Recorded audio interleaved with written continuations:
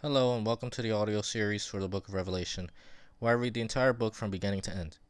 But first, let me explain who this series is for. The series is for people who have watched other videos or who've heard other people explaining it, but it's just a little too complicated or it goes over people's heads. So you've watched a lot, but it still isn't clearly explained to you. And that could be because they're either reading it out of order or they're not in the correct context. So they'll say one thing and then correlate it with something else, and it doesn't make sense to you. Or for people that they want to know, they want to read the Bible, but for some reason they're not able to read it, whether they have a learning disability or if they're blind or any reason, whatever reason. If they can't read it this way, at least in this series, they'll be able to have read it audibly, listen to it audibly, and then be able to understand some of the symbolism and understand the context of everything in it. I'm going to be presenting it in a chronological order, meaning I believe that Book of Revelation is in chronological order, that nothing is it's not in mismatched order where it starts and then it resets itself, and I don't believe in that.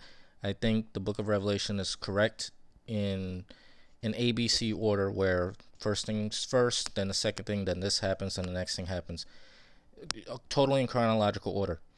I take the Book of Revelation literally, except when the obvious symbolism is implied, or unless it refers back to an earlier scripture where the symbolism is explained for you. The format is that I'll read the scripture first, and then I'll say a little simple summary of what was read and have an explanation of what it means as best I can, how it relates to other passages in the Bible earlier in other books, to explain to you what's going on with that symbolism or in its context of the order of the timeline of Revelation, because I think Revelation is in a timeline and we can know where we are in that timeline. I do believe in a pre-tribulation rapture. I don't want to use the word tribulation because I call it the hour of trial. That's a more correct term for it. But in layman's terms, for the people that just understand the time as tribulation, I do believe in a pre-tribulation rapture. But there are going to be a lot of Christians that will be left behind. A lot of people don't even want to admit that anybody's going to be left behind or that anybody's going to get raptured. But I'll go through it and explain parallels between other Jewish holidays like Yom Kippur. I'll go through that while we're reading it and hopefully make sense of it and explain it a little better.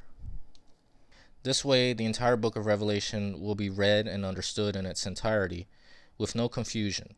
And although it repeats itself, and there's some scriptures repeat itself, there's more content than people may realize within each verse. So let's get started.